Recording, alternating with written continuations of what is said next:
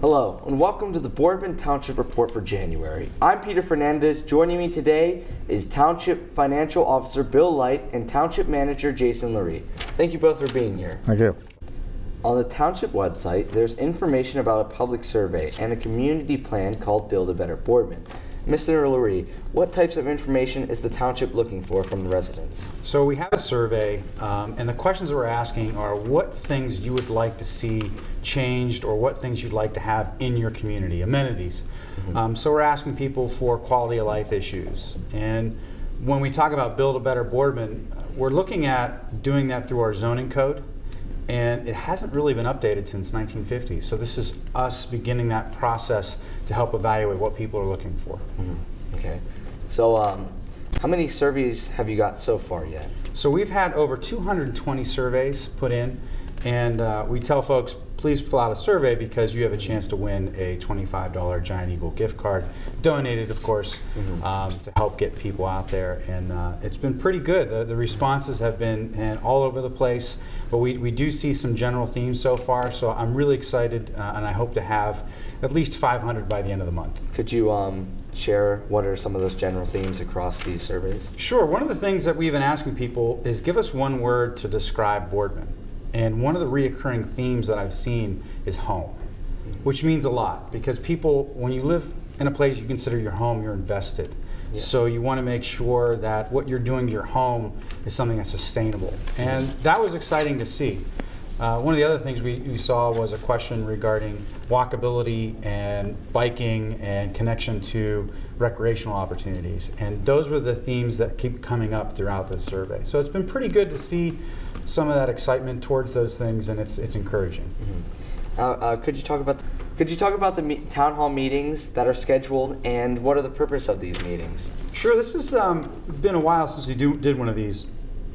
We have a town hall meeting coming up on the 18th of January and one in February, and we're asking folks to actually come in. We have stations set up within the facilities, and we want them to go to each station and fill out like a questionnaire, put little dots on statements that they think reflect how they feel about the community. And it's really information gathering. So there'll be a short presentation about why we're doing it, which is to help redo our zoning code and plan for the future. Yeah. And then we'll be there to guide folks through the different stations. So once that's done and our survey's done, we should have a good amount of data to help build our new zoning code.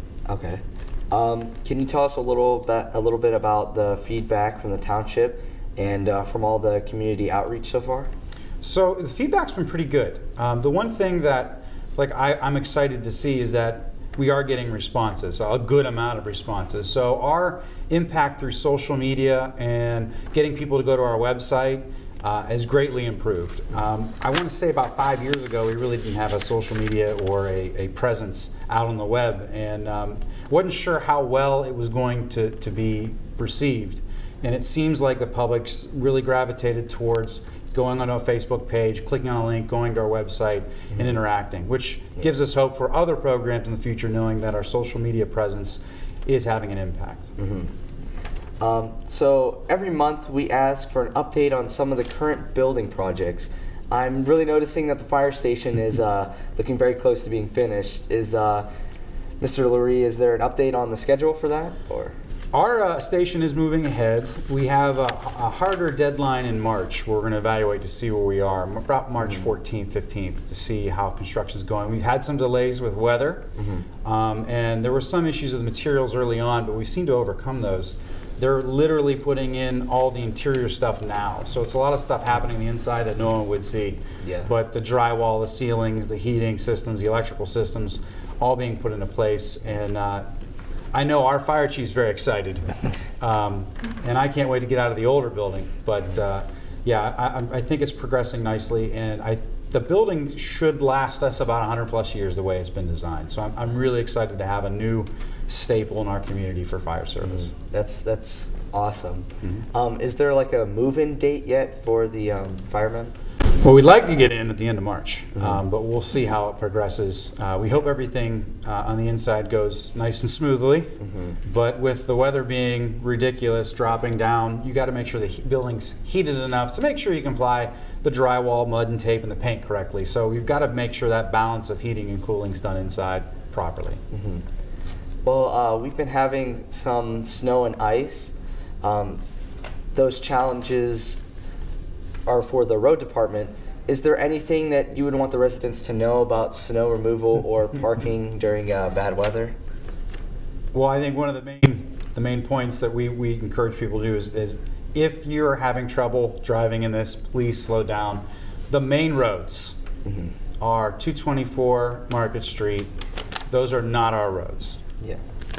Glenwood, Southern Boulevard, South Avenue, Western Reserve, not our roads. There's a list of all the roads that we maintain on our website, so I encourage people to check that out. Well, I do get a lot of complaints, Glenwood being one of the roads we do not take care of, and yes, the county does that. It's a little bit different work. They have a lot more lane miles than we do, so give them some time, be patient. Yeah. But our road department has been working nonstop, and we're just keeping an eye on that overtime. That's for sure. Jason, did you put in a parking ban? We did. We actually put in a parking ban over the weekend due to the snow and ice. The ice was the major issue. Yeah. And to implement a parking ban in the community, it takes the road superintendent and the police chief. And they two have to work cooperatively, because if there's a car parked on the road, what we intend to do is we want to first get it moved. And if we can knock on the door and no person will politely move it, great, but it gives us the ability to go and tow that car to get those roads clear. Yeah. Well, a few years ago, I had an opportunity to go out with a plow crew and sit in the passenger seat. And you can't see. There's snow flying all over the place, and I don't know how we don't scoop up a few cars and as we do it, because it's amazing. You're blind. And the driver, I guess, can see, or I hope you can, I hope, a little bit, but and people should just use common sense. They want the road clean so they can get out, even if they just get it into the edge of their driveway. It certainly helps. And if our guys have to weave in and out of cars, first of all, the road doesn't get clean like it should. Yeah. And it's hazardous. And so, when there's a parking ban out, we don't have time to go and tow everybody out of it. Yeah. So I would hope that everybody just uses their common sense and gets off the road. Yeah, I concur. All right. So looking ahead to the spring, are there any important projects or information we should know about? Well, from a financial standpoint, we're currently operating under a temporary set of monies. We adopt our final resolution before the end of February. Really not due till March 31st, but we get ours down and out of the road.